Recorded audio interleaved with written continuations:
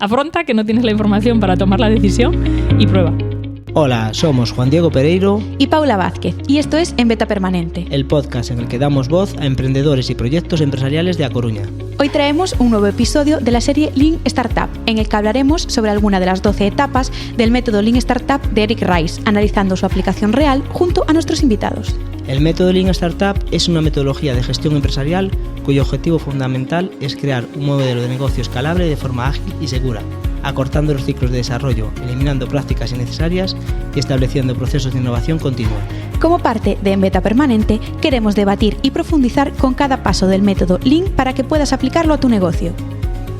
Y cerramos la serie Lean de En Beta Permanente hablando de lo que da sentido a todo el proceso, la capacidad de innovar constantemente. Nos acompaña Claudia Rodríguez, una de las cabezas visibles de ALEN, un proyecto que conecta diseño, arte y transformación social. Con ella hablaremos de cómo sostener una cultura de innovación en proyectos vivos, cambiantes y con propósito. Pues bienvenida, Claudia. Para quien no conoce ALEN, cuéntanos, ¿qué hacéis y cuál es vuestro propósito? Bueno, nosotros hacemos consultoría en sostenibilidad y economía circular. Ahora mismo tenemos 3 patas fundamentales que son consultoría estratégica, acompañamiento a organizaciones en identificar que es importante desarrollar estrategias más o menos formales para gestionar y generar impacto positivo y luego también pues proyectos de ejecución, ¿no? Como puede ser memoria de sostenibilidad o adhesión a certificaciones. Luego tenemos la pata de conocimiento, donde hacemos pues formaciones, charlas, talleres participativos, elaboración de guías en torno a sostenibilidad y economía circular. Y por último, pues proyectos a medida, ¿no? Donde ahora estamos trabajando mucho en turismo y economía circular, en la transición de los destinos a modelos de desarrollo turístico más sostenibles. Bueno, y también importante digo que sois una sociedad cooperativa, que también es parte... Sí, somos una cooperativa y somos una empresa B Corp. Muy bien. ¿Y en qué momento sentiste que el proyecto había superado ya esa fase de arranque y comenzaba a necesitar innovar constantemente para no estancarse? Bueno, yo creo que eso es el status quo desde el principio y creo que hasta el final, hasta que te jubilas. Si estás en este mundo así de proyectos de esta naturaleza, ¿no?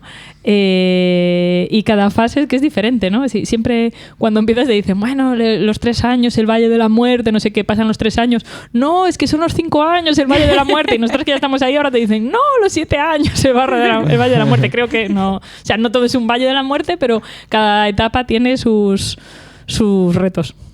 Y en Lean se habla de innovar como esa etapa donde el crecimiento no viene de hacer más de lo mismo, sino de repensar, crear nuevas versiones, lanzar nuevas ideas. ¿Cómo se da eso en un proyecto como el vuestro? Pues se da en el día a día. Nosotros hacemos bastante reflexión estratégica, tenemos un espacio dedicado de forma mensual que al final es un coste para nosotras, ¿no? Invertimos los recursos de las 3 en juntarnos, de las 3 socias, en juntarnos y pensar juntas, dejar un poco la parte más operativa a un lado de ejecución de servicios y centrarnos en qué hacemos en ALEN y creo que es que es lo que necesitas hacer para sobrevivir al final, porque si haces más de lo mismo, o sea, siempre, también yo creo que en general los emprendedores, bueno, no sé si en general, pero mi experiencia, las entidades que conozco, ¿no? Somos todos bastante exigentes, ¿no? Y siempre estás pensando que no haces lo suficiente, o puedo mejorar en productividad, o puedo mejorar en cómo genero impacto, o este sector no lo estamos tocando, deberíamos solo orientarnos a un sector, ¿no? O sea, hay como un montón de dudas existenciales que siempre están ahí. Entonces yo creo que siempre ese darle vueltas a cómo hacer las cosas de otra forma siempre está ahí, ¿no? Y dentro de ese dar vueltas, ¿cómo decidís qué ideas exploráis o cuáles descartáis? Pues, o sea, es un poco... A veces hacemos algún tipo de análisis preparatorio, ¿no? Según el tipo de decisión, pero es un poco prueba y error, ¿no? O sea, en general elegimos la vía que creemos que va a tener más éxito en términos de lo que nosotras... para lo que nosotras significa el éxito y testamos, o sea, probamos, ¿no? Algo que cuando lees un libro parece que es muy moderno y no sé qué, es que es la vida misma, porque si yo que soy muy analítica, yo por mí estaría todo el día analizando y no, es que no hemos hecho un DAFO sobre esto y es como, ya está hecho todo en tu cabeza, ya lo sabes. Afronta que no tienes la información para tomar la decisión y prueba. Y eso es lo que hacemos. ¿Y cómo hacéis para que la innovación no sea solo algo de un momento, sino algo continuo? Ya, es que yo creo que es que viene dado. O sea, al final, cuando tienes ese afán de mejora, ¿no? Y de bueno, pues de mejorar en el impacto que generas y también en la rentabilidad del negocio, ¿no? Pues tienes que estar innovando siempre. Y sobre todo nosotras tenemos como algunas líneas rojas, o sea, cosas que no queremos hacer de cierta forma. que hemos tomado como esa decisión un poco, bueno, pues profunda, ¿no? de compromiso de lo que queremos que sea el proyecto, y eso nos obliga a un nivel de exigencia súper alto, ¿no? Y yo muchas veces digo que somos un proyecto humilde, o sea, somos 3 socias cooperativas que emprenden desde el territorio, pero tenemos un nivel de ambición súper alto, porque queremos ser rentables, queremos conciliar, queremos generar impacto, queremos hacer consultoría boutique, no queremos echar 1000 horas, entonces es que más ambición que esa, no sé, a mí me parece que es dificilísimo lo que hacemos, así que también creo que hay que celebrarse un poco, ¿no? Digo, innovar se parece a abrir melones, ¿no? O sea, cuando ya tienes trabajo de sobra, abres más. Sí. ¿Habéis sentido alguna vez que esa innovación os aleja del foco? Y en ese caso, ¿cómo hacéis para gestionarlo? Sí, yo soy la experta abridora de melones en el equipo. Nosotras tenemos la suerte de tener perfiles muy equilibrados, ¿no? Tenemos pues perfiles más empáticos, perfiles muy conciliadores, también muy prácticos, de pies en la tierra, ¿no? Y luego también más, pues eso, de radar, de ir buscando oportunidades, y yo tengo mucho ese perfil, ¿no? Y todo me parece como esto es súper interesante y podemos hacer aquí un proyectazo y tal. Y creo que abrir melones está bien porque hacerte la pregunta está bien, ¿no? Por ejemplo, nosotros tenemos preguntas como súper recurrentes, como por ejemplo, ¿deberíamos tener un foco sectorial o ser multisectoriales, ¿no? Porque para nosotras, que somos pequeñas, es un esfuerzo muy grande, ¿no? O por ejemplo, ahora que la normativa europea está en un momento de mucha incertidumbre y bueno, uno de los elementos fundamentales en nuestro campo es toda la parte de reporting, de elaboración de memorias, ¿no? Y ahí la normativa europea está en un momento, pues eso, muy que falta por definir.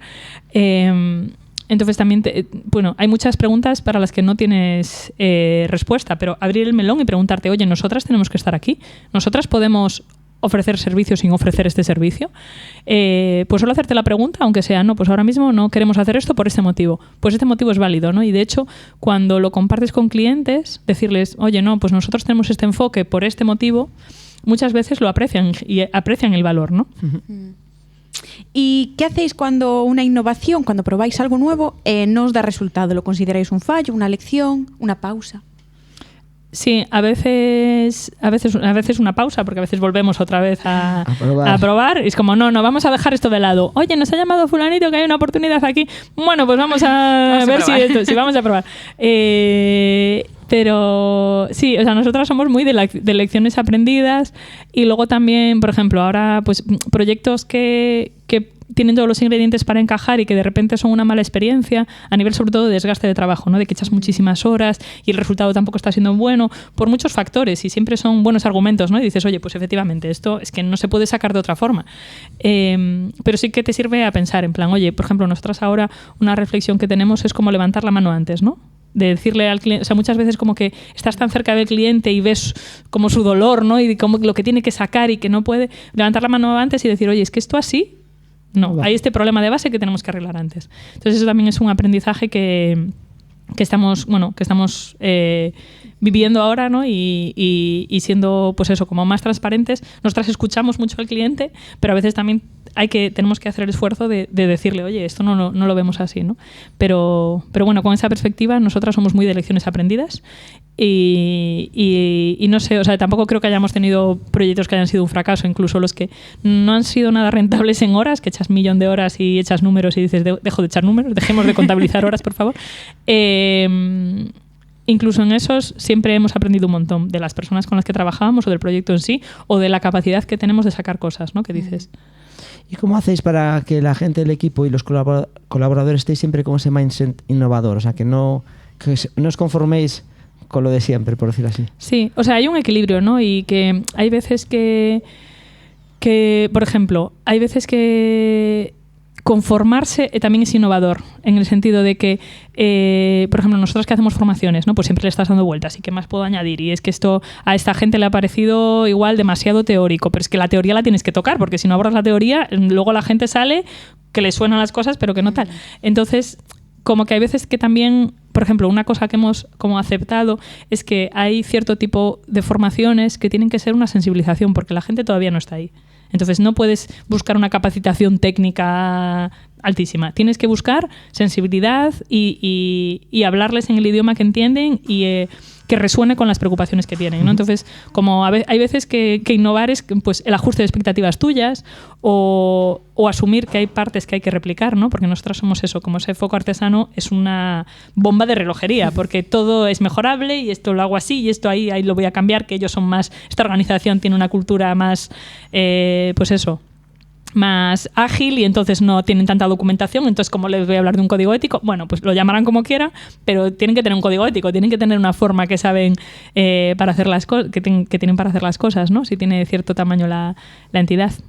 Y en Alén habláis mucho de impacto social. ¿Cómo se innova desde ese lugar, teniendo en cuenta comunidades reales, procesos lentos y necesidades como más profundas? Ya, es que es súper buena pregunta. Y eso es una cosa que estamos, sobre todo en los proyectos que vienen un poco dados, ¿no? Pues a lo mejor licitaciones públicas o proyectos con clientes que el cliente ya tiene el proyecto en la cabeza, ¿no? Y tú les haces una propuesta o le acompañas en desarrollar la metodología, planificar el proyecto, perfilarlo y luego a veces incluso ejecutarlo, pero ya estás un poco constreñido y muchas veces es que falta como ese foco desde el principio, es decir, por muy bien que ejecutes el proyecto, si el enfoque no es ese de cambio sistémico, de cambio profundo, de respetar a los tiempos de las personas, ¿no? Como a veces que dicen, bueno, una oportunidad de la pera, un proceso participativo súper chulo que incluye pues soluciones basadas en naturaleza, que es una temática apasionante, y comunidades locales y no sé qué, y estos perfiles innovadores, y es ejecutar en 1 mes y medio, y tú, pues es que en 1 mes y medio esto, podemos hacer algo participativo, pero no va a ser un proceso participativo, ¿sabes? Entonces, hay veces que, bueno, regular expectativas, lo que decía antes, pero hay veces que también como tener paciencia y hay veces que, por ejemplo, hacer esa pequeña intervención sirve a esa entidad que a lo mejor tiene los recursos para proponer otro tipo de proyectos a reflexionar, ¿no? Y a que te oigan y que te oigan utilizar esos términos de sistémicos, de grupos de interés, de que tenéis que colaborar con la gente, hay que tejer comunidad. Y todavía es muy sorprendente, ¿no? Porque muchas veces cuando haces intervenciones en el territorio, ves proyectos súper chulos, cercanos, que muchas veces todavía no terminan de colaborar. O hay, ¿sabes?, barreras para que realmente se materialice ese pozo que necesitas para esa parte de transformación profunda, ¿no? ¿Y creéis que la innovación más transformadora es aquella que tiene la más visible o quizás aquella otra que es más invisible pero es más constante y de pasos pequeños?